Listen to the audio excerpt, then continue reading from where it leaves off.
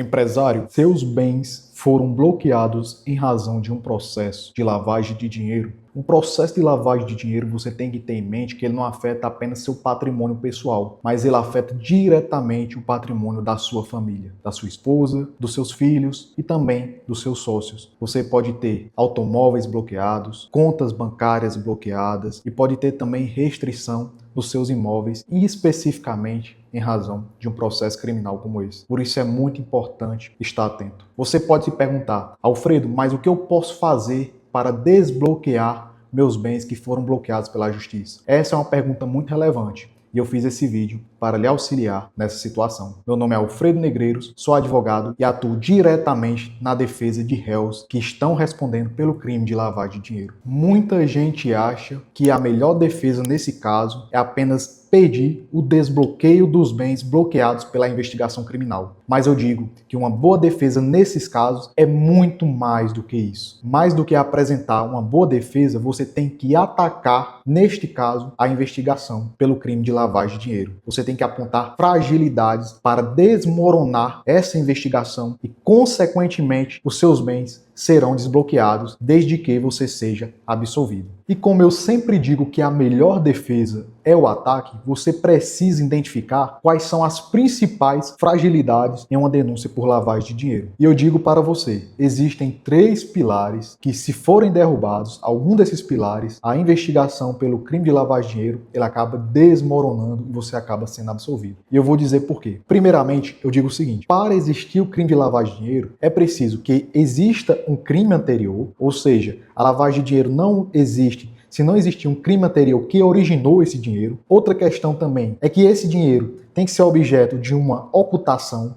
de um desface. E terceiro, você precisa ter conhecimento que esse dinheiro adveio de uma origem ilícita. Esses são os 3 pilares de uma boa denúncia por lavagem de dinheiro. E eu vou explicar como é que funciona cada um desses requisitos na prática para que você possa entender como é que funciona uma denúncia e como você pode derrubar algum desses requisitos. Como eu mencionei anteriormente, é preciso existir um crime anterior que originou esse dinheiro tem que ser objeto de disfarce, de ocultação, e você também tem que ter o dolo de ter o conhecimento que aquele dinheiro era de origem ilícita. Vamos entender melhor cada um desses pontos agora. Eu digo para você, entender cada um desses pontos é muito importante, porque se você derrubar algum desses requisitos, você pode acabar sendo absolvido.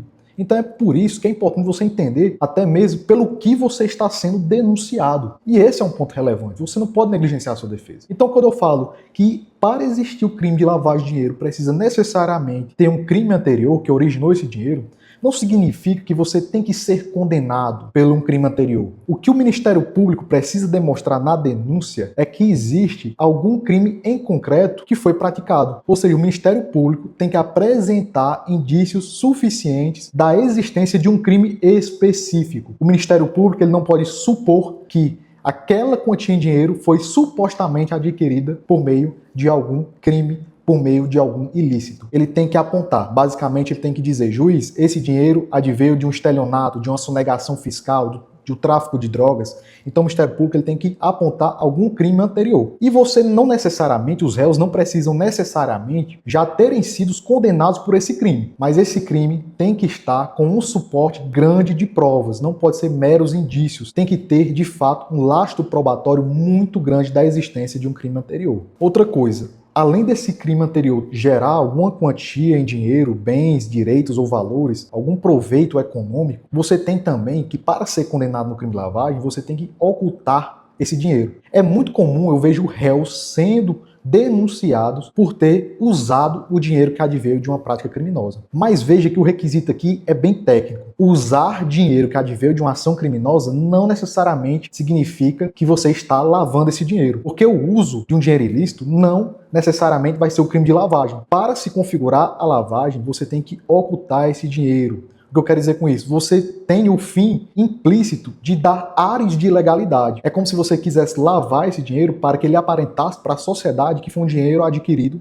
licitamente. Por isso que tem gente que abre lojas com dinheiro do crime, emite notas frias, gira aquele dinheiro dentro de alguma empresa para dar ares de ilegalidade. Você simplesmente pegar um dinheiro de uma prática criminosa e comprar um automóvel, por exemplo, não significa que você está lavando, você está simplesmente gastando dinheiro, você não está tentando esconder. E essa é uma diferença fundamental, e essa diferença é o que pode fazer você ser absolvido dentro de um processo de lavagem de dinheiro. Outro requisito muito interessante é o dolo, que nada mais é do que você ter ciência que aquele dinheiro foi adquirido ilicitamente e você está lavando. O que eu quero dizer com isso? É porque chegam muitos empresários aqui no escritório que são denunciados injustamente pelo crime de lavar dinheiro, porque algum cliente pegou um dinheiro que adveio de uma prática criminosa e compra algum bem de valor em sua loja. Uma situação muito específica que aconteceu aqui no escritório é um cliente nosso que ele é empresário, ele vende automóveis. E um cliente específico dele praticou uma ação criminosa, pegou esse dinheiro e comprou um carro na loja dele. O Ministério Público acabou denunciando ele,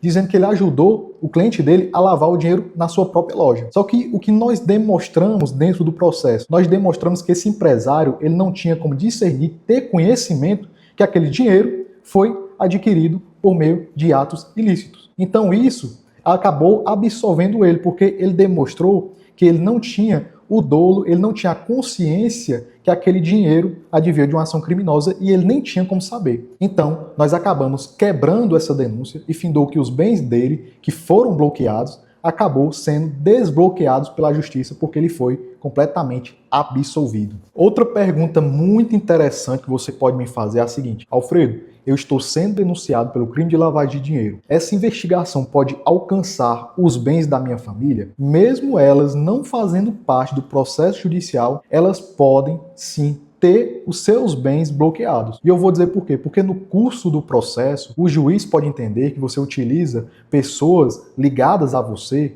como laranjas. Ela pode entender que, por exemplo, o seu sócio, que nem é da sua família, pode ser um laranja seu. Então a justiça ela pode sim acabar bloqueando o bem da sua esposa, do seu filho ou do seu sócio, desde que haja a suspeita dentro do processo que você está utilizando essas pessoas para esconder seu patrimônio pessoal. E isso é muito perigoso. E por que eu digo que isso é muito perigoso? Porque se você usar outras pessoas como um cofre pessoal seu para guardar algum dinheiro ilícito, você está praticando um novo crime de lavagem e ainda pode envolver terceiros, pessoas que você ama, pessoas do seu convívio familiar dentro de um processo criminal. Você pode acabar envolvendo pessoas da sua família dentro desse processo e praticando um novo crime de lavagem de dinheiro. Por isso é muito perigoso quando você utiliza pessoas da sua família para se proteger de um processo criminal, guardando seus bens. Então isso tem que ser planejado e ser feito com muita cautela, porque você pode acabar tendo que arcar com as consequências. E você pode se perguntar: Alfredo, e se os bens da minha esposa ou dos meus filhos foram bloqueados injustamente? Eu não usei eles como cofre, é um bloqueio indevido, o patrimônio deles não tem nada a ver com o meu, e eles estão sendo injustamente colocados dentro desse processo de lavagem de dinheiro. Aí você vai ter que demonstrar duas situações. Primeiro, demonstrar que a aquisição daqueles bens foram adquiridos de forma real. O que eu quero dizer com isso? É que a compra do bem que foi bloqueado durante o processo daquele seu familiar, você tem que demonstrar que aquela compra foi real, não foi uma compra simulada. Então você tem que demonstrar contrato de compra e venda, tem que demonstrar recibos, demonstrar que aquela compra foi legítima, que aquele carro foi comprado devidamente, não foi uma compra simulada, não foi você que vendeu para eles. E não só isso, além de demonstrar que aquela compra foi real, você tem que demonstrar também que esses bens foram adquiridos com dinheiro próprio dos seus filhos e da sua esposa. O que eu quero dizer com isso? É porque você tem que demonstrar para o juiz que aqueles bens foram adquiridos com dinheiro lícito, ou seja, um dinheiro de um trabalho pessoal da sua esposa ou dos seus filhos. E como é que você faz isso? Além do contrato de compra e venda, recibos, você também pode demonstrar que seus filhos e sua esposa possuem renda própria. Demonstrar uma carteira de trabalho assinada, ou demonstrar um CNPJ ativo no nome dela, demonstrar que ela é empregada de algum canto, demonstrar que ela tem condições financeiras e tem renda própria. Por exemplo, nós temos um cliente aqui no escritório, ele é empresário e a esposa dele é médica. A esposa dele teve o automóvel dela bloqueado. Ou seja, nós demonstramos dentro do processo que a esposa dele, enquanto médica, possui renda própria e adquiriu aquele carro com recursos financeiros próprios. Então não tem como a investigação avançar e puni-la por um crime, por uma investigação que na verdade só corresponde ao marido dela e não a ela. Então assim, a gente conseguiu apresentar isso dentro do processo e ela teve o automóvel desbloqueado e retirado dentro do processo de investigação. E esse é um ponto muito relevante. Sendo assim, a mensagem que eu deixo para você, para proteger seus familiares, seus sócios e sua empresa, é que você não utilize pessoas ou bens de terceiros enquanto você estiver sendo investigado, porque você pode acabar trazendo outras pessoas para dentro do processo, como também você pode prejudicar o patrimônio de terceiros, porque o juiz pode identificar, por exemplo, se ele vê que você está usando o patrimônio de alguma outra pessoa, ele pode identificar que essa pessoa pode ser interpretada como um laranja seu, e que você está escondendo o seu patrimônio no CPF daquela pessoa ou no CNPJ de uma empresa. Então é melhor você se blindar, você agir com estratégia enquanto você estiver passando por esse processo judicial. Então preste muita atenção, muito cuidado, converse com o seu advogado, porque você está passando por uma situação séria e muito delicada. Apenas para fechar, o que eu trago para você é a seguinte reflexão. Lembra que eu falei que a melhor defesa é o ataque? Então,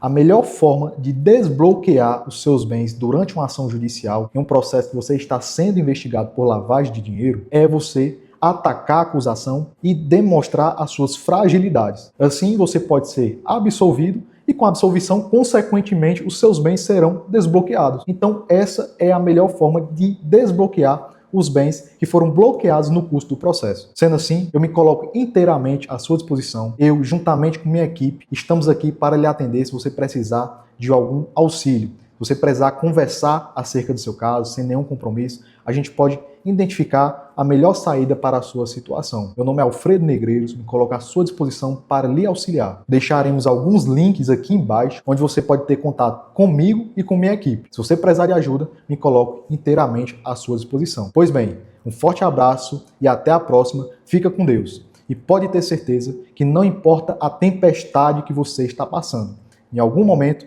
ela vai ter um fim, desde que você não negligencie a sua defesa e contrate uma equipe técnica e profissional para lhe proteger e talvez em um processo judicial que é o maior processo da sua vida. É o que vai definir a sua liberdade. É o grande diferencial entre você dormir em casa e você dormir na cadeia. Um forte abraço e até logo.